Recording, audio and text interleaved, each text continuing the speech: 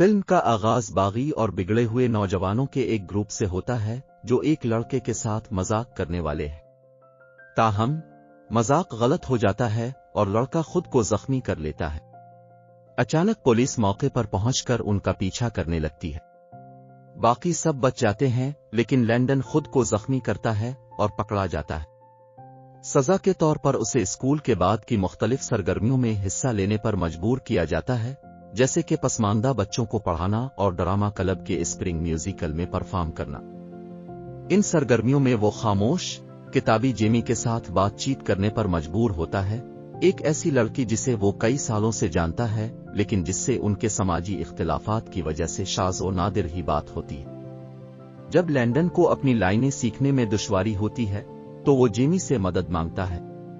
وہ اس کی مدد کرنے پر راضی ہوتی ہے اگر وہ پرامس کرے کہ وہ اس سے محبت نہیں کرے گا۔ لینڈن اس عجیب و غریب وعدے پر ہنستا ہے اور یقین کراتا ہے کہ جیمی آخری شخص ہے جس کے ساتھ وہ کبھی محبت کرے گا۔ لینڈن اور جیمی اسکول کے بعد اس کے گھر میں ایک ساتھ لائنز سیکھنے کی مشق کرنا شروع کر دیتے ہیں۔ دونوں کی عارضی دوستی بنتی ہے۔ اسی دوران لینڈن کو معلوم ہوتا ہے کہ جیمی کے پاس ان تمام چیزوں کی خواہش کی فہرست ہے جو وہ اپنی زندگی میں کرنے کی امید کرتی ہے۔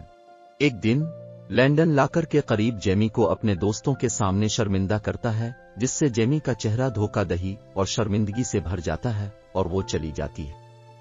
اس دوپہر کو لینڈن جیمی کے گھر اس امید پر پہنچا کہ جیمی اب بھی اس کی مدد کرنے پر راضی ہو جائے گی، لیکن وہ دروازہ کھول کر غصے میں بند کر دیتی ہے۔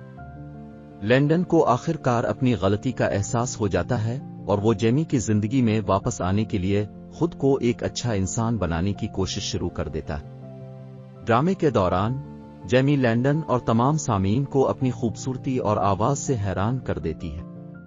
لینڈن ڈرامے کے دوران جیمی کو بوسہ دیتا ہے جو اسکرپٹ میں نہیں تھا۔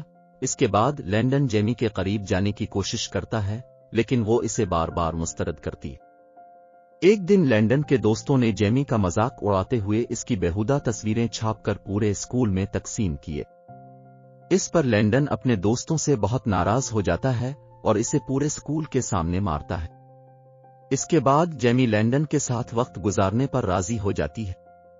جیمی کی خواہشات کی فہرست کو پورا کرنے کے لیے ایک دن لینڈن جیمی کو اسٹیٹ لائن پر لے جاتا ہے اور اس سے کہتا ہے کہ تم ایک ساتھ دو جگہوں پر ہو۔ اس کا چہرہ خوشی سے چمک اٹھتا ہے۔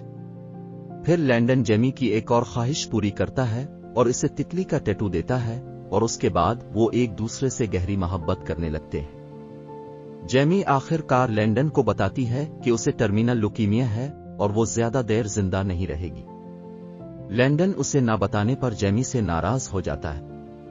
جیمی اسے روتے ہوئے بتاتی ہے کہ وہ اپنی زندگی کے ساتھ آگے بڑھ رہی تھی لیکن پھر وہ لینڈن سے ملی اور اسے اس سے پیار ہو گیا اور مڑ کر بھاگ جاتی ہے۔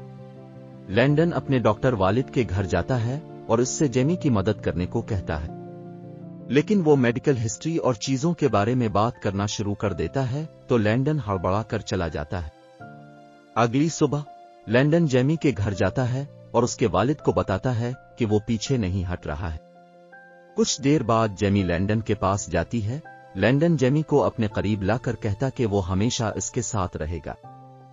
جیمی کا کینسر بڑھتا جا رہا ہے اور اچانک ایک دن وہ کولیپس ہو کر گر جاتی ہے۔ ہسپتال میں لینڈن اس وقت تک جیمی کا ساتھ نہیں چھوڑتا جب تک کہ اس کے والد کو عملی طور پر اسے دور نہیں کرنا پڑتا۔ اگلے دن لینڈن ہسپتال آتا ہے اور دیکھتا ہے کہ جیمی کو وہاں سے نکالا جا رہا ہے۔ وہ پوچھتا ہے کہ کیا ہو رہا ہے۔ جیمی کے والد اسے بتاتے ہیں کہ اس کے والد جیمی کے لیے پرائیویٹ ہوم کیئر کے لیے ادائیگی کرنے جا رہے ہیں۔ اس کے بعد لینڈن اپنے والد کے گھر جاتا ہے جہاں اس کے والد اسے اپنے قریب لاتے ہیں۔ تمام تھکن اور خوف کے ساتھ لینڈن اپنے والد کی باہوں میں رونے لگتا ہے۔ جیمی کے گھر واپس آنے کے بعد لینڈن جیمی کی فہرست میں مختلف خواہشات کو پورا کرتا رہتا ہے، جیسے کہ اسے ایک دوربین بنانا تھا تاکہ وہ کامٹ کو دیکھ سکے۔ اگلا منظر دکھاتا ہے کہ لینڈن اور جیمی شادی کر رہے ہیں اور ہر وہ شخص جسے وہ جانتے ہیں شادی میں موجود ہے۔ یہ ایونٹ جیمی کی خواہش کی فہرست میں سر فہرست ہے۔ آخری منظر میں لینڈن کو دکھایا گیا ہے جو جیمی کی یادداشت کی بدولت ایک بہتر انسان بن گیا ہے اور ان مقاصد کو حاصل کر رہے ہیں جو اس نے کرنا تھا۔